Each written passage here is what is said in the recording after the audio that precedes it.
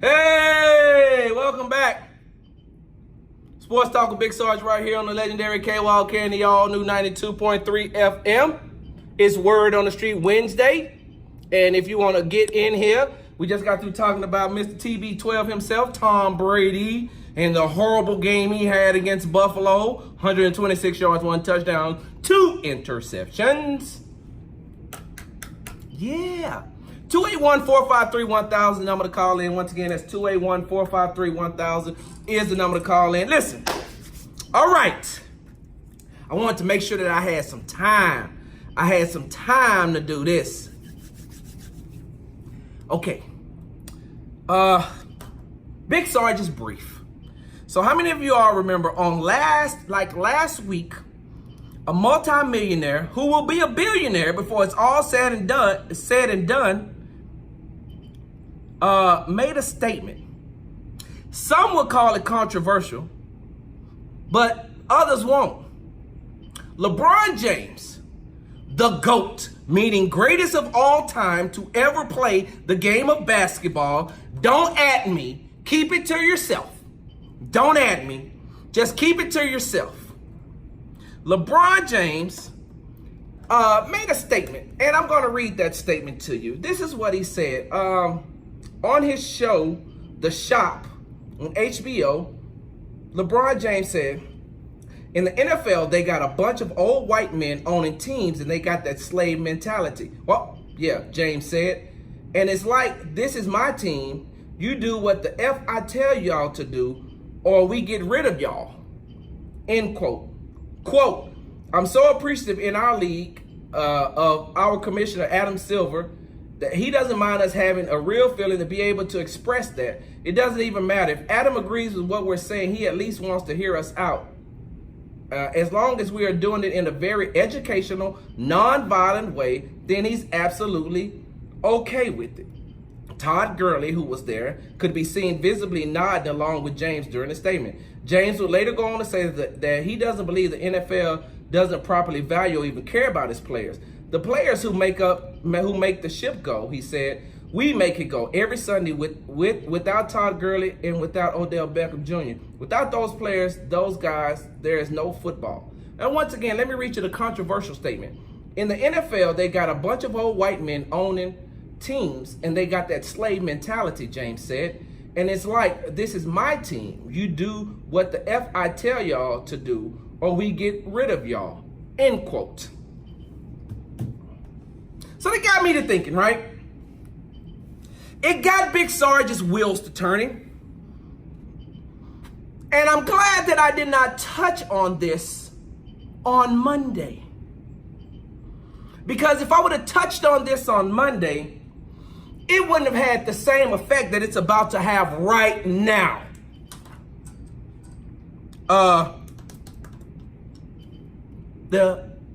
You heard what LeBron said about the slave mentality, right? And with the owners, right? There's a perfect example of how that plays out in Washington. That NFL franchise in Washington. Let me tell you how it plays out. DJ Swearinger used to be the starting safety for the team in Washington. Got cut, and now he's with the Arizona Cardinals. But you remember DJ Swearinger came out and he made some comments about the coaching, right? Came out and he made some comments about the coaching. And John Gruden comes out and says, you know, we can't have you going out in public talking about the coaching. We cannot, this is your third time being in my office. And they cut him, let him go, right?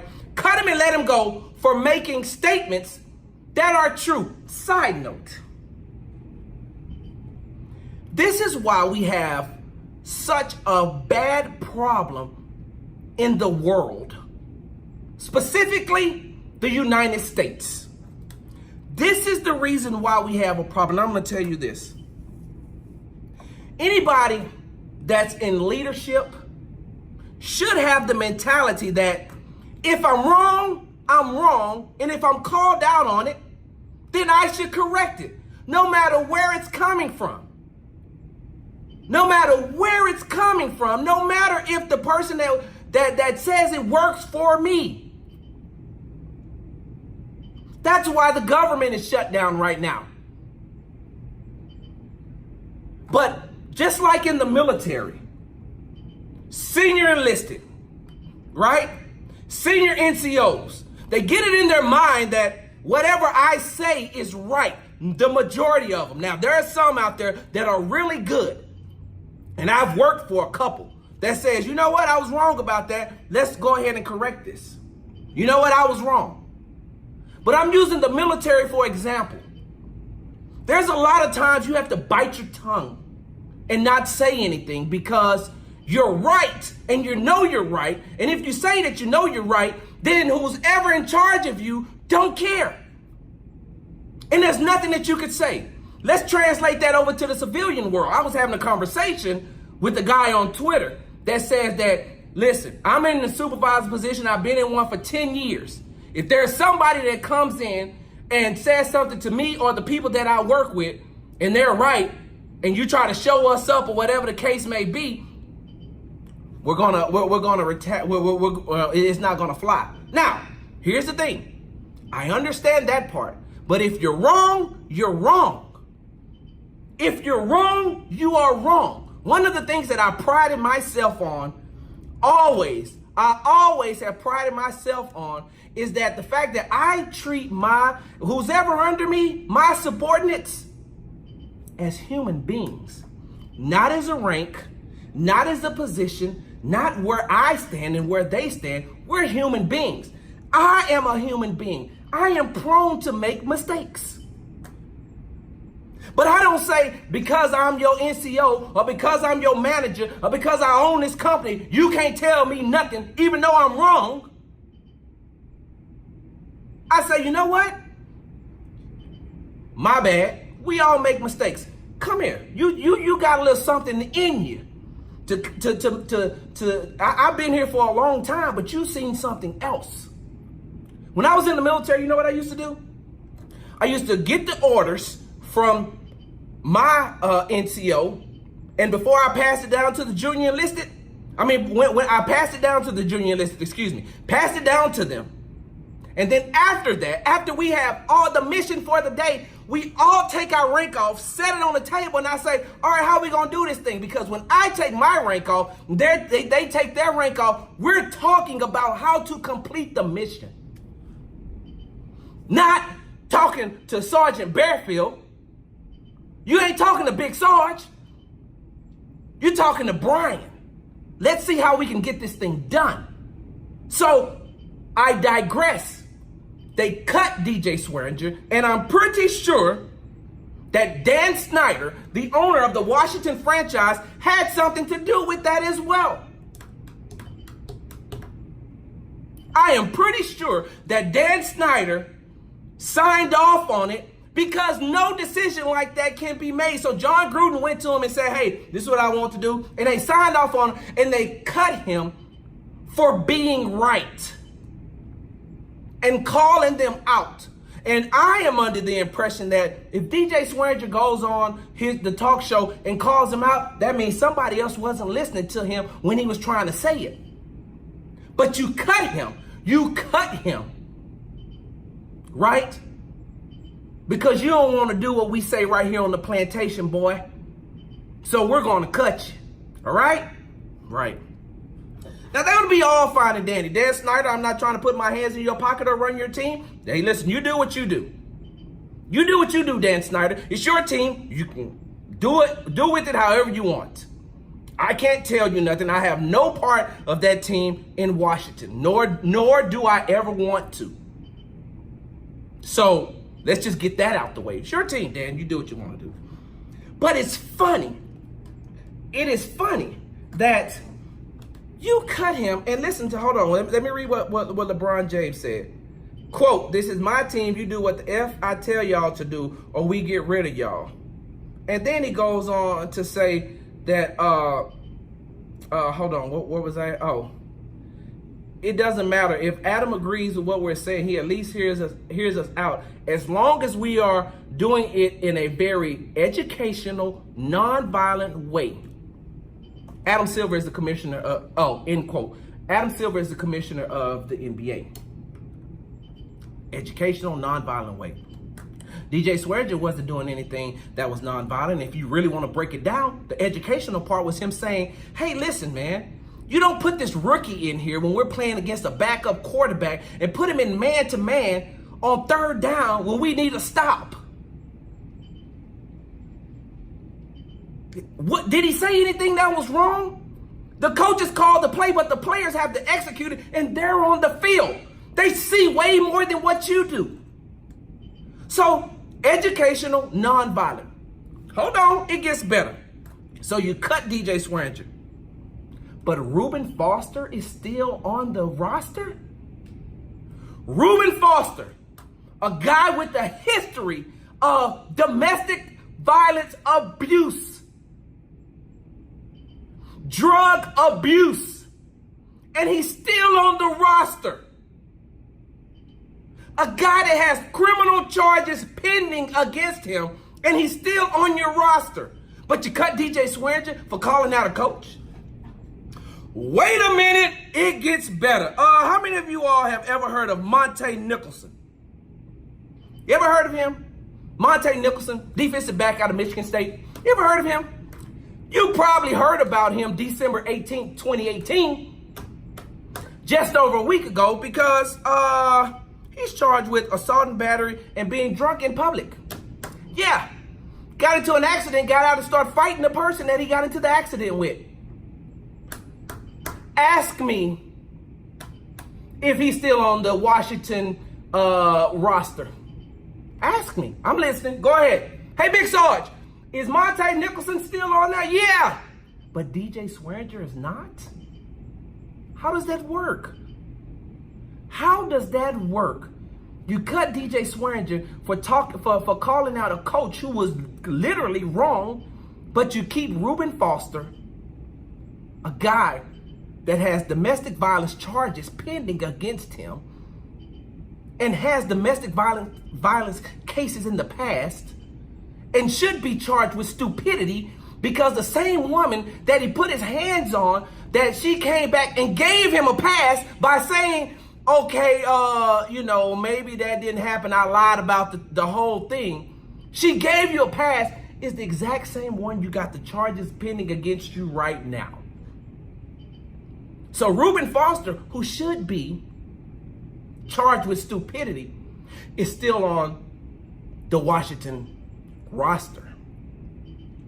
Monte Nicholson, who should be charged with stupidity as well for being drunk in public and then fighting after you were wrong, and the police have charged you with the crime. You are the one who initiated it. And you're still on the Washington roster? Can somebody please explain this to me? Maybe Big Sarge don't have it all together. Maybe Big Sarge is discombobulated by the mind a little bit. Maybe. But last I checked, I got all my faculties. My mindset is together. I know what I'm doing, and I know what I'm talking about. But Dan Snyder, you sign off on a guy to be released, to be fired, because he came out and said what he seen on the field. Because he came out and he said, I watch more film than the coaches do. Did you find out if that was true or not, Dan Snyder? Did you find out if DJ Swearinger was telling the truth? Or did you just say, whatever you say, Jay? I know. Listen, you can't correct me. I've called him John Gruden on multiple occasions during this segment because they are the same person. They are. What about you, Jay Gruden? Did you talk to DJ Swearinger before you released him and say, okay, DJ, what is really the problem? There's no way you could have corrected this by maybe fining him an undisclosed amount? There's no way that you could have suspended him maybe for a game? The next game, the last game of the season, you couldn't say you're suspended? You couldn't have taken just the money out of his pocket, but you're going to fire him? And just like I told the guy on Twitter, it wouldn't be long before DJ Swearinger got another job. Although he's just an alternate Pro Bowler, he's still a Pro Bowler. Now, I'm not caping for DJ Swearinger all the way, because when he was here in Houston, there were a lot of things going on with DJ Swearinger behind the scenes that the players would be like, DJ, you need to get it together, which is one of the reasons why he got cut here in Houston. I won't go into those details, but I will say this. He popped off at the mouth. He popped off at the mouth. Reuben Foster popped somebody in the mouth. Monte Nicholson popped somebody in the mouth. He got a little hot-headed and made some comments. Reuben Foster got a little hot-headed and put his hands on a woman. Monte Nicholson got mad and put his hands on another man. DJ Swearinger was cut for a non-violent offense. Yet, you still have two people on your roster who have committed violence. So what am I missing? What am I missing? You're mad at LeBron James for making the comments about the slave mentality and the NFL owners? There it is right there. You've all seen the movie Django. You remember that part where they were all in the one room and the slave owner had the two slaves fighting? You remember that, right? To the death? For his enjoyment? For his pleasure? So maybe, Dan Snyder, maybe you are the slave owner on Django. Maybe violence moves you. Maybe you think that violence is what's going to play out on the field. Instead of taking a guy like DJ Swearinger, pulling him to the side and saying, hey man, listen, as an organization, we cannot have this. We cannot.